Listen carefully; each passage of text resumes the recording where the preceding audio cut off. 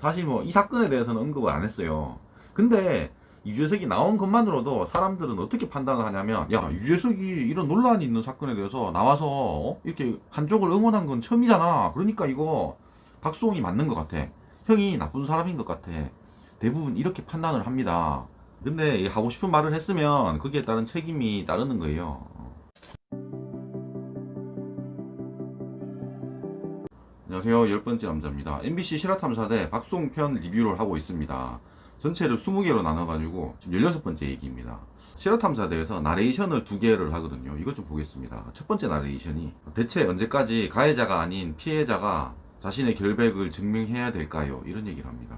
근데 피해자가 자꾸 자신의 결백을 증명하게 되는 이유는 뭐냐면 마녀사냥하는 무리가 있기 때문입니다. 근데 이 실화탐사대가 그 마녀사냥하는 무리예요. 지금 이 박수홍 방송도 그렇고요. 이 형을 마녀 사냥하는 방송이잖아.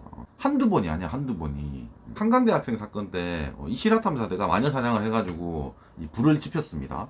근데 나중에 결과가 그게 아니었잖아요. 그할 방송 이후에 사람들이 거의 빠져나갔어. 그러면 자기들이 실수를 했으니까 죄송하다고 얘기를 해야 되잖아요.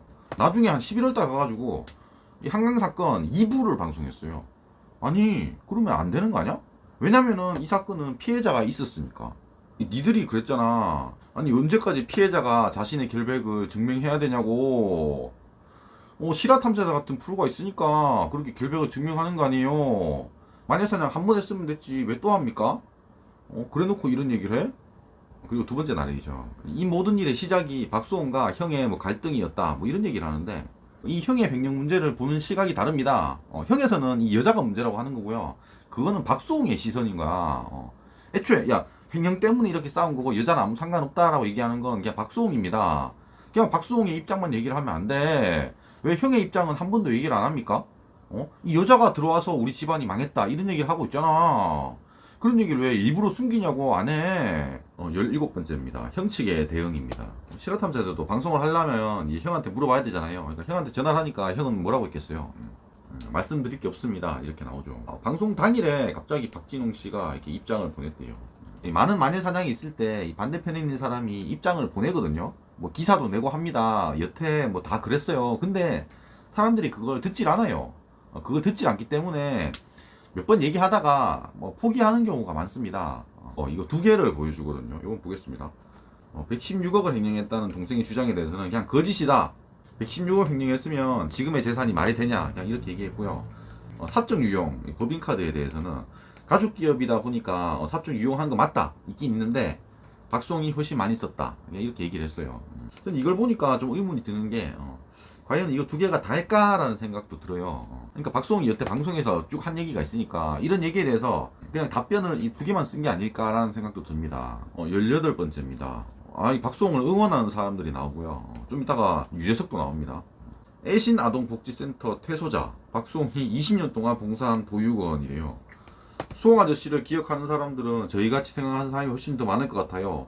뭐 그냥 박수홍을 믿습니다 이런 얘기 하거든요. 나는 이해가 안 가, 이해가. 아니, 실화탐사대에서 왜 이 사람들한테 연락을 했습니까? 이 사람들은 그냥 박수홍이랑 친하잖아. 이게 손은수 부른 거랑 뭐가 다릅니까? 아니, 이 사람이 이 사건에 대해서 알고 있냐고. 형이랑 박수홍의 관계도 모르잖아. 얘들은 그냥 박수홍 도움을 평생 받아온 사람들인데 당연히 박수홍을 믿겠지. 그리고 두 번째, 유재석이 나옵니다. 아니, 구구절절하게 얘기하는데 사실 뭐 2가지 얘기예요.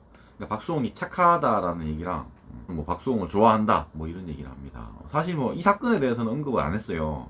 근데 유재석이 나온 것만으로도 사람들은 어떻게 판단을 하냐면, 야, 유재석이 이런 논란이 있는 사건에 대해서 나와서 이렇게 한쪽을 응원한 건 처음이잖아. 그러니까 이거 박수홍이 맞는 것 같아. 형이 나쁜 사람인 것 같아. 대부분 이렇게 판단을 합니다. 근데 하고 싶은 말을 했으면 거기에 따른 책임이 따르는 거예요. 나중에 결과가 나왔는데 박수홍이 졌다 이렇게 나오면 뭐 당연히 사람들은 유재석도 같이 욕할 거라고. 그건 뭐 자기가 책임질 거라고 생각합니다. 그리고 19번째입니다. 장인어른이 다시 나오는데 그 다땡이 아버지예요. 박서방 결혼 잘했구나 그런 생각이 들어요. 아빠로서 딸의 손을 잡고 걸어갈 수 있는 그런 평범한 것이 행복이지 않을까 이렇게 생각이 듭니다. 그래요. 근데 저 첫 줄 박서방은 당연히 박수홍입니다. 박수홍이랑 내 딸이랑 결혼을 잘했다 이런 얘기인데요. 이 횡령 사건과 다땡이의 집이 전혀 관계가 없다고 한다면은 그러면 이 다땡이 아버지가 박수홍을 어떻게 볼까요? 그러니까 이 결혼한 것도 그냥 아무 상관없어. 횡령에 상관이 없이 그냥 결혼했다고 칠게요. 아니 박서방은 재산도 그렇게 관리를 못해? 왜 이렇게 질칠 맞지 못해? 이런 시선으로 보는 게 당연한 겁니다. 그러니까 박수홍이 뭘 했길래 결혼 잘했다는 얘기를 하냐고.